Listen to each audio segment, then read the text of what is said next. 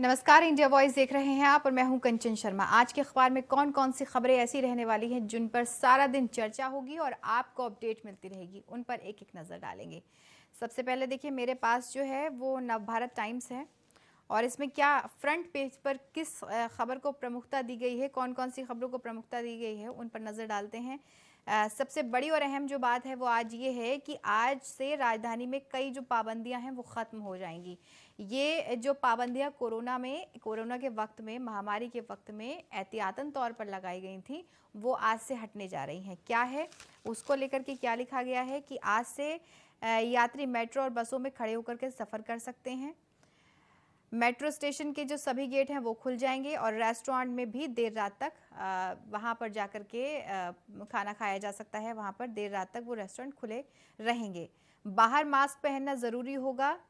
हालांकि मास्क का चालान अब 2,000 रुपये नहीं है, 2,000 से हटा करके अब 500 रुपये रख दिया गया है, क्योंकि जिस तरह से कोरोना टाइम में लोग लापरवाह हो रहे थे, उस लापरवाही को देखते हुए ये एहतियातन तौर पर ये कदम उठाया गया था कि जो मास्क का जो जुर्माना था वो 2,000 रुपये रखा गया था। अब वो जुर्माना नहीं होगा, वो 500 रुपये कर दिया गया है। वहीं सामाजिक मनोरंजन, धार्मिक, राजनीतिक और जो त्यौहार हैं उनसे जुड़े हुए आयोजन भी किए जा सकते हैं अब आराम से। धार्मिक जगहों पर सभी लोगों की एंट्री होगी, यानी कि अब धार्मिक जो जगह है, मंदिर हैं, मस्जिद हैं, सभी जगह पर लोग भगवान की आराधना करने के लिए पहुंच सकते हैं धार्मिक स्थलों पर। ये बड़ी जो राहत है वो मिली है। सामाजिक मनोरंजन, धार्मिक, राजनीतिक और त्यौहार से जुड़े हुए जो आयोजन है वो भी अब हो सकते हैं। शादी समारोह हो, रिसेप्शन हो या फिर कोई पूजा हो, उनसे ये सभी जो वो हैं जो धार्मिक और राजनीतिक त्यौहार हैं उनको भी आराम से मनाया जा सकता है। धार्मिक जगहों पर सभी लोगों की एंट्री होगी। वहीं पर साप्ताहिक बाजार भी अब लग सकेंगे। समारोह में शामिल होने की संख्या की जो कैंपिंग है उसको भी हटा दिया है। Gym, sports complex, swimming pool भी पूरी क्षमता के साथ खुल सकेंगे। तो देखिए, सबसे ज़्यादा जो व्यापार पर असर पड़ता है जब हालांकि सभी को इस बात का खामियाजा भुगतना पड़ा था, लेकिन एहतियातन तौर पर जो भी पाबंदियां कोरोना के वक्त में लगाई गई थी अब वो धीरे धीरे सामान्य स्थिति हो रही है, तो धीरे धीरे सभी खुल रही हैं और आज से बहुत राहत मिलने वाली है। वहीं देखिए, फ्रंट पेज पर ही अयोध्या को लेकर लिखा गया है कि अयोध्या में 58% मतदान, तो मणिपुर में आज वोटिंग होगी। विधानसभा चुनाव के 5वें फेज में 61 सीटों पर रविवार शाम तक करीब 55% मतदान हुआ है। अमेठी जिले में 52 से ज्यादा हुआ है। अयोध्या में 58% से ज्यादा लोगों ने वोटिंग की है। प्रतापगढ़ जिले के कुंडा क्षेत्र में एसपी के कैंडिडेट के काफिले पर कुछ लोगों ने हमला भी कर दिया था। कैंडिडेट के मामूली चोटें आई हैं। इस बीच में मणिपुर की बात करते हैं तो वहां पर सोमवार को पहले चरण की वोटिंग, यानी कि आज पहले चरण की वोटिंग होगी। पहले फेज में राज्य की 60 सीटों में से 38 सीटों के लिए वोटिंग होगी। बाकी की जो 22 सीटें हैं उनके लिए 5 मार्च को मतदान होना। 2 फेज में यहाँ पर मतदान होगा, आज होगा और उसके बाद में 22 सीटों पर 5 मार्च को मतदान होगा। वहीं पिछली बार यहाँ पर किसी भी पार्टी को बहुमत नहीं मिला था, ये अहम बात है।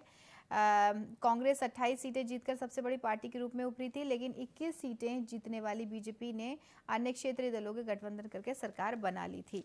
तो ये बड़ी और अहम खबर है। आज मणिपुर में वोटिंग होने वाली है पहले फेज की, दूसरे फेज की 5 मार्च को होगी।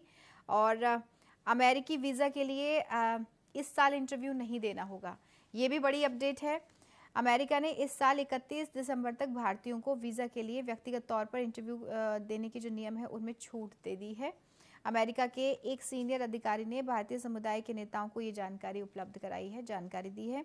इस नियम के तहत छूट पाने वाले जो स्टूडेंट्स हैं उन्हें वीज़ा जैसे FM और एकेडमिक J वीज़ा शामिल है। कामगारों के लिए को दिए जाने वाले H1, H2, H3 और L वीज़ा भी इंटरव्यू से छूट है। तो ये राहत की खबर है कि इस बार कहीं ना कहीं राहत दी गई है। वहीं दूसरी तरफ देखिए कि भारत में हिजाब पहनने पर बैन नहीं है। हिजाब का मामला कितना तूल पकड़ा है वो हम सभी ने देखा है। अलग अलग जगह पर प्रदर्शन भी हुए हैं। कर्नाटक में हिजाब को लेकर के केंद्र सरकार ने साफ कर दिया है कि देश में हिजाब पहनने पर किसी तरह की कोई पाबंदी नहीं है। केंद्रीय अल्पसंख्यक मंत्री मुख्तार अब्बास नकवी ने कहा है कि कुछ संस्थानों का अपना अनुशासन और ड्रेस कोड होता है। हालांकि ये बात बिल्कुल साफ है कि भारत में हिजाब पर कोई प्रतिबंध नहीं है। हिजाब को लेकर के बहुत से मामले सामने आई, बहुत सी बातें सामने आई और इसको लेकर के तमाम डिबेट्स भी हुई, चर्चाएं भी हुई। सब लोगों का अलग अलग मानना था। तो ये जो अपडेट है इस पे आपको और भी अपडेट भी मिलती रहेगी। हालांकि साफ कर दिया गया है, इस पे साफ तौर पर कह दिया गया है कि भारत में हिजाब पहनने पर अब बैन नहीं है। वहीं कोविड के लिए रिजर्व बेड अब घट चुके हैं। देखिए, सामान्य जो स्थिति है कोविड के टाइम पर जो हमने देखी है, वो अब स्थिति सामान्य होती जा रही है और इसी को लेकर के अब धीरे धीरे जो पाबंदियां हैं वो भी हट रही हैं। आज से दिल्ली में कई पाबंदियां खत्म हो जाएंगी, जैसा कि फ्रंट पेज पर ये खबर दी गई है। सिनेमाघर, धार्मिक, सामाजिक मनोरंजन के इवेंट भी अब रखे जा सकते हैं। तो ये कहीं ना कहीं राहत की बात है, क्योंकि बहुत सी परेशानियों का सामना कोरोना के वक्त में किया गया है। इसी को लेकर के जो और भी ताज़ा अपडेट होगी वो आप तक हम पहुंचाते रहेंगे और बताते रहेंगे कि जो भी अहम और बड़ी खबर है वो आप तक पहुंचती रहेगी। वहीं देखिए, जो यूक्रेन और रूस का जो अभी यूक्रेन और रूस में जो भी घमासान हुआ है उसको लेकर के क्या लिखा गया है, अमर उजाला मेरे पास है। इसमें लिखा है कि रूसी सेना के रिहायशी इलाकों और गैस तेल के ठिकानों पर गोलाबारी हुई है। वहाँ की स्थिति की जो तस्वीरें हैं वो लगातार आप तक पहुँच रही हैं। हम आपको बताते रहते हैं, जो भी अपडेट है वो आप तक पहुँचती रहती है। इसमें है यूक्रेन पर हमले का चौथा दिन है। 471 यूक्रेनी जो सैनिक है वो गिरफ्तार हुए हैं, जिसमें से 1067 सैन्य ठिकाने नष्ट कर दिए गए हैं। वहाँ पर रोती बिलखती चीखते चिल्लाती तस्वीरें सामने आई हैं। और ये जो तस्वीरें हैं वहाँ की, जब जो हमले की तस्वीरें हैं वो रोंगटे खड़े कर देने वाली तस्वीरें हैं। 3.68 यानी कि 3 लाख से ज़्यादा लोगों का जो यूक्रेन से पलायन हो गया है और वहीं पर 1 लाख से ज़्यादा नागरिक ऐसे हैं जो विस्थापित हुए हैं। तो ये जो मामला है इसको लेकर के लगातार आप तक अपडेट पहुंचती रहेगी। यूक्रेन से 688 के आसपास जो भारतीय हैं वो उनकी वतन वापसी हो गई है। जो परिजन थे उनको ये बहुत ज़्यादा चिंता सता रही थी कि उनके बच्चे जो रूस में हैं, जो वहाँ पे यूक्रेन में फंसे हुए हैं, उनको किस तरह से अपने बच्चों को वतन वापसी की जाए, अपने बच्चों को वापस बुलाया जाए। इसके लिए सरकार से गुहार लगाई जा रही थी कि उनके बच्चे वापस घर पर आ जाएं।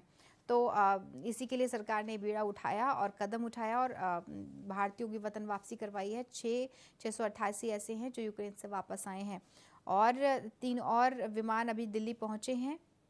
और सुरक्षित वापसी सर्वोच्च प्राथमिकता है। ये पहले ही कहा जा सका है कि अपने बच्चों को वतन में वापस लाया जा सके, इसके लिए पहले ही जो प्राथमिकता है उसको दी जाएगी। वहीं पर 13,000 अभी भी वहाँ पर फंसे हुए हैं, लेकिन जो सभी लोग हैं, जो सभी स्टूडेंट हैं जो बाहर गए हुए हैं, उनको वापस सही सलामत लाया जा सके, इसकी पूरी कोशिश की जा रही है। तो ये तसल्ली वाली खबर है, क्योंकि जो परिजन हैं, जो माता पिता हैं, उनको बहुत ज़्यादा चिंता है कि उनके बच्चे बाहर गए हुए हैं तो उनको किस तरह से वापस लाया जाएगा। मतदान की बात करें, देखिए कल 5वें चरण में मतदान हुए हैं, वोटिंग हुई है। प्रत्याशियों की ईवीएम में किस्मत कैद हो गई है। किस प्रत्याशी के लिए या किस पार्टी के लिए ये जो चुनाव है ये अच्छी खबर लेकर आता है, ये तो आने वाला समय तय करेगा। लेकिन जनता ने किस हिसाब से वोटिंग की है, वोटिंग का परसेंटेज जो है वो 12 ज़िलों का वो इसमें दिया हुआ है। देखिए, अमेठी में 55% डले हैं वोट, अयोध्या में 60%, 57% बहराइच में वोटिंग हुई है, बाराबंकी में 66, चित्रकूट में 61% हुई है, 61% से ज़्यादा, और गोंडा में 56% से ज़्यादा हुई है। वहीं पर कौशाम्बी की बात करते हैं तो 59% से ज़्यादा हुई है। प्रतापगढ़ में 52% से ज़्यादा, प्रयागराज की बात करें तो 53% से ज़्यादा वोटिंग हुई है, रायबरेली में 56% से ज़्यादा हुई है, श्रावस्ती की बात करते हैं तो 57% से ज़्यादा वोटिंग हुई है, और सुल्तानपुर में 56% से ज़्यादा वोटिंग हुई है। तो ये वोटिंग परसेंटेज रहा है जब प्रत्याशियों ने अपने मत का प्रयोग करते हुए मतदान किया है और प्रत्याशियों की जो किस्मत है वो उसमें कैद हुई है। लगातार हालांकि सभी पार्टियों की तरफ से दिग्गज पहले से ही ज़मीन पर उतरे हुए हैं और कोशिशें लगातार जनता की जनता का आशीर्वाद लेने की है और आज भी दौरे हो रहे हैं, तो इसको लेकर भी आपको अपडेट मिलती रहेगी। बड़ी और अहम खबर है। वहीं देखिए, राम रहीम फरलो पर था और अब वो ख़त्म हो गई है फरलो, आज जेल भेज दिया जाएगा। राम रहीम 21 दिन की फरलो जो रविवार को ख़त्म हो गई है, यानी कल फरलो ख़त्म हो चुकी है। आज से उसे रोहतक की सुनारिया जेल में लाया जाएगा। अपनी फरलो के सभी दिन राम रहीम गुरुग्राम स्थित डेरा सच्चा सौदा में ही रहा। वहां पर सोमवार दोपहर उसे कड़ी सुरक्षा के बीच में सुनरिया जेल ले जाया जाएगा। आज वो वापस जेल में पहुंच जाएगा। तो ये भी बड़ी अपडेट है। इसको लेकर भी जो जानकारी अहम होगी वो हम आप तक पहुंचाते रहेंगे। और देखिए, अब मेरे पास दैनिक जागरण है। इसमें किस खबर को प्रमुखता दी गई है? रूस के परमाणु हथियार हाई अलर्ट पर। बेलारूस में बातचीत के लिए यूक्रेन तैयार। रूस का कदम खतरनाक है, ऐसा अमेरिका का कहना है। लुकाशेंको ने विश्व युद्ध का खतरा जताया है। तो ये कूटनीतिक और जंग, इसको लेकर के लिखा गया है कि बेलारूस में नदी के किनारे मिलेंगे रूस यूक्रेन की राजनयिक। दिन भर की लड़ाई के बाद में बच सका दूसरा बड़ा खाकिर्व। जो दोनों के बीच में लड़ाई है, जो चीखती चिल्लाती तस्वीरें हैं, वो बहुत ही निराशाजनक, बहुत ही दिल दहला देने वाली हैं। और इसको लेकर भी आपको अपडेट हम लगातार पहुंचाते रहेंगे। इसको लेकर लिखा गया है। वहीं पर रूस के खिलाफ अंतर्राष्ट्रीय अदालत यूक्रेन पहुंचा है। भारतीय छात्रों की भी इसमें बात की गई है कि भारतीय छात्रों को सुरक्षा और उनके निकालना, वहां पर जो शीर्ष प्राथमिकता है वो बच्चों को वहां से निकालने की दी गई है, ऐसा पीएम मोदी ने कहा। और बहुत से बच्चे अपने वापस वतन आ चुके हैं। ऑपरेशन गंगा के तहत युद्धग्रस्त यूक्रेन से फंसे 698 ऐसे बच्चे हैं जिनको दिल्ली वापस लाया गया है। और अभी भी जो वहाँ पर फंसे हुए हैं उनको वापस लाया जा रहा है। सरकार की इसमें जो परिजन हैं बेहद खुश हैं। जिन बच्चों की वतन वापसी होगी उससे सरकार से बहुत खुश हैं। और इसीलिए तीनों विमानों से उतरे विद्यार्थियों के भारत सरकार के प्रयासों की जमकर तारीफ भी की है। मीडिया का भी धन्यवाद किया है कि उसने समस्याओं को सरकार के समक्ष रखा और वहाँ की स्थिति से अवगत कराया है। मदद को आगे आई इंडिगो। देखिए, विमान कंपनी इंडिगो भी यूक्रेन में फंसे भारतीयों को वापस लाने की पहल की है। उसने अपने बुखारेस्ट के लिए एक उड़ान संचालित करने का निर्णय लिया है और दोनों जगहों के लिए विमान सोमवार को उड़ान भरेंगे और मंगलवार को दिल्ली लौट आएंगे। पहले ही कहा जा चुका है कि जो भी वहाँ पर फंसे हुए हैं भारतीय, उनको लाना ही प्राथमिकता है और उउनको सुरक्षित लाया जाएगा और वो सरकार कर भी रही है। प्रदेश में 5वें चरण में 61 सीटों पर 57% से ज़्यादा मतदान हुआ है। इसमें भी मतदान को लेकर के लिखा गया है कि 61 सीटों पर मतदान होने थे और 57% से ज़्यादा वोटिंग हुई है। कि वोटिंग परसेंटेज अभी हमने देखा ही है। वहीं पर केंद्रीय मंत्री राणे और उनके बेटे पर FIR दर्ज हो गई है। क्या है कि केंद्रीय मंत्री नारायण और राणे और उनके विधायक बेटे नितेश राणे के खिलाफ प्राथमिकी दर्ज कर दी गई है, जिसमें दिशा की मां ने यह आरोप लगाया है कि दिवंगत अभिनेता के बारे में बयान देने के दौरान उनकी बेटी को इन नेताओं ने बदनाम किया है। वहीं पर अमरनाथ यात्रियों के लिए भी हेलीकॉप्टर सेवाओं में विस्तार हो रहा है, ये भी अहम अपडेट है। वहीं पर 22 जून से कोरोना की जो चौथी लहर है उसकी आशंका जताई जा रही है। हालांकि स्थिति सामान्य होने लगी है धीरे धीरे, लेकिन इसमें जो कहा गया है कि 22 जून से आने की आशंका है। 23 अगस्त के आसपास अपने चरम पर ये होगी। 24 अक्टूबर को ख़त्म होने का अनुमान है। और IIT के गणित और सांख्यिकी विभाग के शोधकर्ता ने गाइसन वितरण प्रणाली के आधार पर ये आकलन किया है। तो ये सभी तमाम ये जो खबरें हैं इनको लेकर के लगातार आपको अपडेट भी मिलती रहेगी। वहीं विधानसभा चुनाव के लिए 5वें चरण की वोटिंग हो चुकी है। अब आगे के लिए तैयारियां लगातार चल रही हैं। दिग्गज पहुंच रहे हैं, रैलियां कर रहे हैं और अलग अलग जगह पर, चाहे वो प्रियंका गांधी हों, अखिलेश यादव हों या फिर CM योगी आदित्यनाथ हों, कोई भी हो, लगातार अपनी पार्टी को किस तरह से बढ़त मिले इसके लिए कोशिश कर रहे हैं और अलग अलग जगह पर पहुँच रहे हैं, जनसभा को संबोधित कर रहे हैं। इसको लेकर भी आपको अपडेट देते रहेंगे।